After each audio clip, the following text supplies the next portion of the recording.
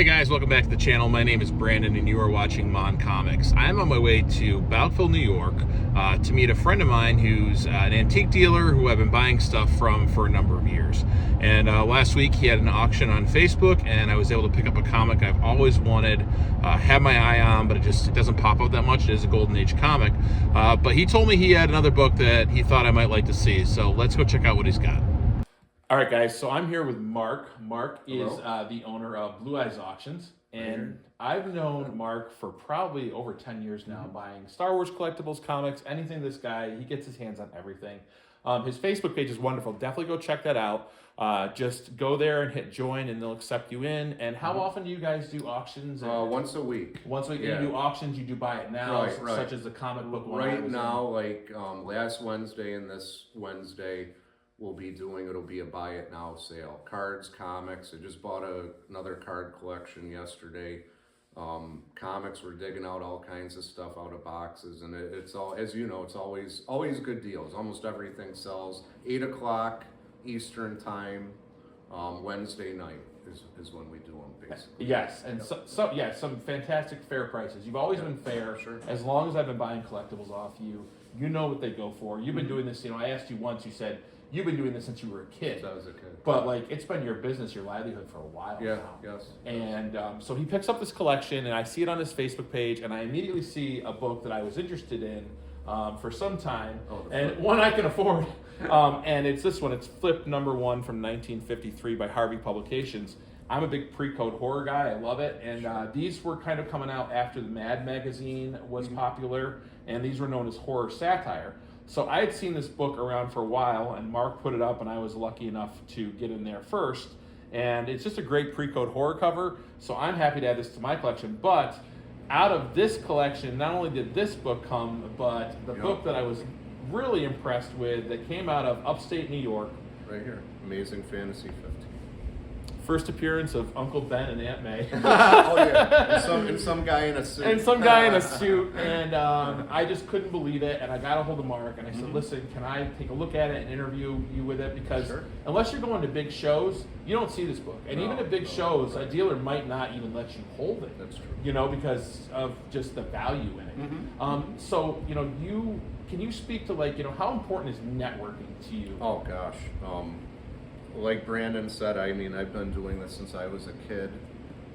Started as a hobby, and then, was doing it for maybe half of our income, and then some years ago we started doing it full time. But some of my connections are from, since I was a teenager, really. And some of those same people find me stuff, if they know someone, they'll call.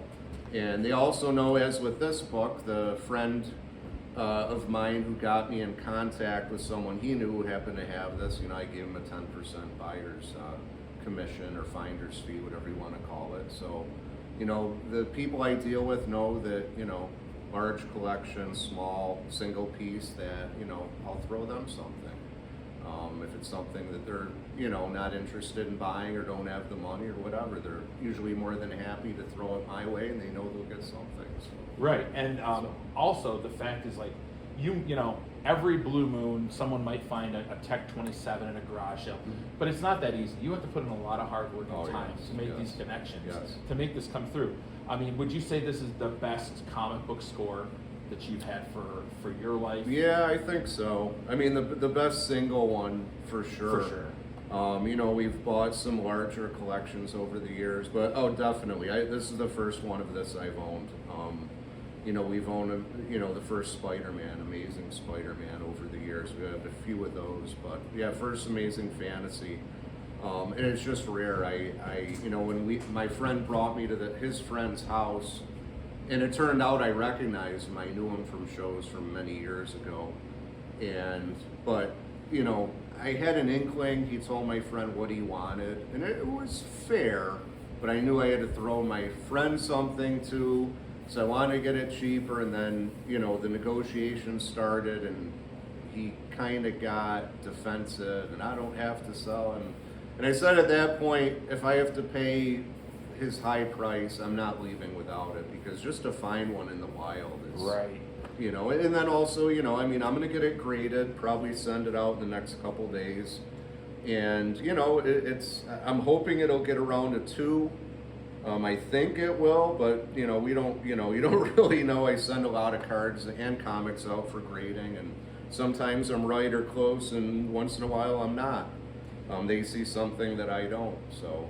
Right. So that's what we were saying too, is that, you know, this guy, he knows what he's got, right? Oh yeah. But to maximize your profits, you know, you got to send it out for grading. You want to make sure there's no restoration or anything with it. True. And that's not a risk or the means that he probably had to do, you know. Right. So I mean, you're taking a lot of the legwork out of it for him. Yes. And a lot of the risk too. Right. I mean, because he bought it, you know, back in when you said 90s. He bought it in the 90s, he told me, for $200. And he bought it because he figured it was worth about $400 at the time. So I think he made a wise investment. He's doing okay still. But yeah, like the thing is, like anyone with one kind of big comic like this, like it's very hard to find someone that's going to be fair, right, you know? sure, and you're being honest with them, and yeah. You know, like you're going to have to go through a lot of steps. You're taking the risk to mail it to CGC. That's right. You have to insure it. To insure it, to get it back, the fair market value cost for that. I mean, it's a lot for you to make a profit, but it's a great story. It's a great eyepiece. I remember when I opened up Facebook that day and I saw that in the middle. I was like, is that theirs, or is that like just like an internet post? You know, because we got a lot of calls that day, and other people that I know well, they're is that really yours? And I'm like, I would not. He goes, you know, and some of them were like, you know, I didn't know if you just, you know, put a picture for promote. And I'm like, I'd never do that. If I didn't own it, I wouldn't just put a picture trying to draw people. Yeah, that's just amazing. I think it is a 2.0. The colors look fantastic. Yeah, there is some writing on the cover, yes, which you know, back in the 60s, kids were doing. At least with the comics, it's more acceptable than on a baseball. For sure, more lenient. The yellow and the trade dress looks amazing. Spider-Man's colors are amazing. You know, people really, when they're buying it and they're spending that much money, you know, they're going to be more forgiving on some writing on the top. Yes. You know, as opposed to, I mean, that whole picture right there. Right. I mean, you know, you see other ones, and you know, maybe the part of the cover's missing, or I agree with you. I mean, at least he's all there. There's nothing. You know, the writing's not on his face. You know, Stan Lee didn't autograph it on his head. I just saw one the other day. It was like the worst place to autograph ever. Isn't it? You see a lot of those. Yeah. They're just in horror. You know, Key Hulks and Spider-Mans, and he signed them in just bad spots. That would have been something if you'd open up the book and it was Stan Lee. I know, but that would be great if it had his signature. Because people are finding those more and more these days, you know, where they sign on the inside cover. But besides that Amazing Fantasy, he's also got some other books he brought to show me. So what is that book over here? This is Detective 32. Detective number 32, no cover, but complete. So that would be the 6th appearance of Batman ever. And we were talking before we started filming. We both love that it's got the long ears on it. That's the thing I love. You know, we have some other, you know, key comics coverless, and I love the splash pages because, you know, okay, the cover is generally the best, you know, best artwork, but sometimes the splash page isn't too far behind, I find, you know, because also that had to promote and draw you to turn the next page and you know, start reading it. Oh, for sure. I mean, that's amazing, and the page quality on that one is actually really good. Yeah, for its age. I mean, I mean, that's bright. That's bright. That is bright. That's white to off to white pages right there. Yes. So that's a beautiful book too. Yep. And then what about this bad boy? This caught my eye right away. Yeah. Yep. This is X-Men 94, and it has a plethora of signatures. Wow, so it's got Romita, McLeod, Claremont, and Trimp. There is some restoration, but I'll tell you what, to have these kind of legends, I forgot, that's Stan Lee. Some guy named Stan Lee on it. You know, I wouldn't even care. This is a piece of history. There's people on here that aren't alive anymore that you can never get again. That's so I didn't even know you had this. Like when you brought this out, I was like, oh my God, that's amazing. Yes. I think, you know, like a lot of people with restored stuff, Golden Age they really don't care about because that was a common practice. They get a little more picky in bronze and silver. Absolutely. But I think this trumps it all when you have those kind of signatures on it. That's why I bought it. We bought it actually off eBay some years ago. I mean, for a fraction of what it's worth now, and that's what drew me. I mean, it's a key book, but I'm like 3.5 restored for a book not that old, you know, for a 25-cent cover. But what drew me was all the signatures and CGC verified in front of them. So. And that is an old label too. Yes. So I mean, yes, if you ever yes, wanted yes. to, you know, if you had it pressed, Older label. you know, I mean, sure. it might bump it up a Yeah. bit. But regardless, it's just another piece of Sure. history. I didn't see Stan Lee signed up there. I just Yeah. saw it right there. And I was like, oh my gosh. So Yeah, that's cool. well, congratulations Thank you. on a Thank you huge, so much. huge find. It's an honor to get to see that. You know, Awesome. I'm glad to show it. you Yeah. should be proud. I mean, look at I this. don't Look at wanna- this takes time. It takes hard Right, work, right, man. sure. You know, and it's not like someone just called you and said, "I've got this." Right. You had to have your buddy that was looking for it. Yeah. This guy that trusted you, and Yes. you know your reputation precedes you. You've always been really fair with me. Thank and you. I everything else. appreciate that. Well, thanks for my flip number Yes, one. I'll be no, going home thank with this you. today, and I'm very happy Awesome. about it. But Mark, Awesome. I Thank can't you. wait. Go check out Thank you Blue so Eyes much. Auctions on Right here. Facebook. You'll see this right here. You'll see me in there on Wednesdays. They do a great job of previewing the items you're going to have. So if you're a sports card guys, they'll put up a lot of posts, you know, definitely promoting the sale beforehand. If you're a comics person, they get some awesome toys. Please go check them out. Don't be surprised if you see me on there on a Wednesday night scoring some awesome books. So thanks so much, Mark. Great. Thank you. Thank you. So yeah, guys, that was just an incredible opportunity, experience, whatever you want to call it.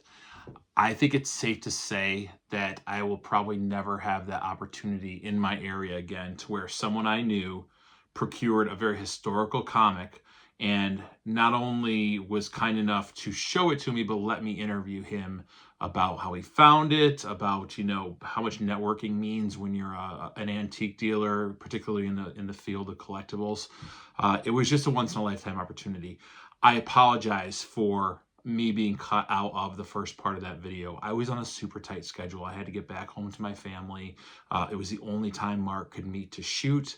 And I, you know, after I checked and realized that I was out of frame, I didn't have time to reshoot it. So I just adjusted the camera because I had bumped it when I first went to film the first part. I bumped the camera and it was off. So it is what it is. I still got the shot of the book and talking to Mark and learning about it. And I forgot to ask Mark what his intentions are. He's a seller, he's a dealer, so he's going to grade it and sell it. It'll make it easier to sell, being such a big book. You know, say what you will about grading companies, but sometimes with bigger books, it just sets minds at ease if it's even been looked over by, you know, CGC, CBCS, whoever you want to look it over, or a professional, you know, to have a definitive grade associated with it will help in the selling of that book. And I wish Mark the best of luck. Now again, he does have a Facebook page. It's called Blue Eyes Auctions. Him and his wife Erin run it. They do live sales every Wednesday. They either do buy it now formats, they could do auctions, and that's where I learned that they had procured this book, because they had it laid out in a picture with a bunch of other books. And I knew that one was out of my realm, but he had this book in his sale, and I've actually seen it before and had my eye on it, and I don't usually collect this type of comics, but for the price Mark was asking, it was very fair. I couldn't say no. And that is, as you saw in the video, Flip Comics #1. So this is from Harvey Publishing, 1954, cover art by Howard Nostrand, and the stories and art by Nat Barnett, Bob Powell, and Howard Nostrand as well. So after the success of Mad Magazine, every publisher from that era wanted to try their luck at a one-word title that was a satire comic. And this was Harvey's choice, and it was called Flip. Why do I love this cover? Well, it was like a pre-code horror satire cover. But what's really interesting about it is, you know, you've got the skulls, you've got a couple skulls, you've got an eyeball down here, right here, but it's a provocative, suggestive hanging cover. You've got all these feet of these people hanging. You don't see it, but there's a gallows right there, and you absolutely know what's going on. So yeah, Flip Comics #1, 10 cents, from April 1954. It says, "Hang around, chum, and you'll flip too." Again, it's in the realm of like Mad Magazine, Cracked Magazine, you know, whatever the magazines that were the one word that people were trying to experience success from. But I just think it's a wonderful, beautiful, composed cover that is tied to pre-code horror, and I couldn't pass it up. Mark was selling this for $100, and I think that's a really fair deal. It's low grade. You know, it's got his issues along the spine and such, and some dings and whatnot. But I mean, it's complete. It's attached, and there's 4 stories in here that I can definitely check out and read. It's a really cool book. There was only 2 issues of this before they gave up on it. So flip issue 1, and I'll put the cover of flip issue 2 right here so you can see it. Completely different from this one, but super pumped to add this, you know, to my book from a local dealer. I can't thank Mark enough. I've known Mark for so many years now, and he's always been very fair with whatever he's selling, going out of his way. You know, he lives up near Utica in New York, and I live in Hamilton, so he had to meet me in Balkville, New York to make this happen. So I really appreciate him not only bringing this book, but letting me check out Amazing Fantasy 15. If you're not familiar with, you know, everyone knows Amazing Fantasy 15, you know. It started out as Amazing Adventures, issues 1 through 6, and then issues 7 through 14, it changed title to Amazing Adult Fantasy, and then the last issue, they just dropped it, and it became Amazing Fantasy. So big thanks to Mark for meeting up with me, letting me have that experience. Also cool to check out Detective Comics 33 with the Batman with the long ears, and he had that awesome X-Men 94 signed by like everyone on the creative team. So Mark, thanks so much, dude. Guys, I really encourage you to go check out their auctions on Wednesday night. If you like baseball cards, Pokemon, Star Wars, comics, die-cast cards, they've got it all. So go check them out, please. I can't say enough about them for a positive review. All right, I do have one more book to show this week, going right along my collecting goals. I got this from JNS Collectibles on Instagram. They have live sales often. Sometimes they do them by themselves. Other times they're hosted by like Elite 11 and other facilitators of comic sales. I met these guys at Terrificon. Really, really great sellers. Can't say enough about them either in the positive realm, in that they package and ship really well, and their prices are highly competitive. I got a great Electro, that Tales of Suspense with the Electro reused name prototype, if you will, and they had this on a live sale, and I could not say no. I'm really, even though I said I'm collecting pre-code horror this year, I'm going to try to like focus on vampire covers because I'm a huge vampire fan. So I got Adventures into Weird Worlds issue 22 from 1953, Atlas Comics, which later becomes, you know, Marvel Comics. Wonderful, wonderful colors. It's graded a CGC 4.5, which is, you know, a relatively high grade for comics of this age of 71 years old. Off-white to white pages. The creative team is Carl Wessler and Paul S. Newman story, Russ Heath, George Russos, and Bob Fujitani art, and a cover by a little guy you might know, Bill Everett. Yeah, that Bill Everett, creator of Namor. So really cool when I saw this in the sale. I mean, the colors are just gorgeous. It has the woman in the red dress, which was a popular trope. It sold books back then, and it still does today. And this vampire carrying her off. And it tells you some of the little stories that were, you know, sorry about the glare, guys, that were featured in this book. So they had this priced at $300. I offered $250 and they accepted. So I think that's a really fair deal for an awesome cover. I mean, this trade dress is clean. The comic is clean. It's really beautiful. I'm not going to crack it and resubmit. I'm going to enjoy it as it is. So thanks, JNS Collectibles. Really enjoy dealing with you guys. You're always so kind and really just top-notch sellers. So thank you for that, guys. So pretty fun video this week. I got to hold a piece of comic book history with that Amazing Fantasy 15 and open it up. And I'm sorry I didn't have time to open it up. Obviously, you're not going to rush with a book like that when you're filming. I would have loved to have shown some pages of the actual story, but you can check it out online. Thanks to Mark for this copy of Flip #1. Really cool Golden Age pre-code horror satire. And thanks, JNS Collectibles, for this amazing, amazing Adventures in Weird Worlds. Awesome highlights of my collection now. So yeah, I'm going to draw the giveaway. It'll be I'll announce the winner from last week's, you know, when I did my giveaway video in my community section tomorrow, which will be Saturday. And good luck to everyone who entered in that. Thanks for watching that. Thanks for the love and support. I appreciate you all. I hope you have a great, safe weekend. And until next time, keep reading those comics.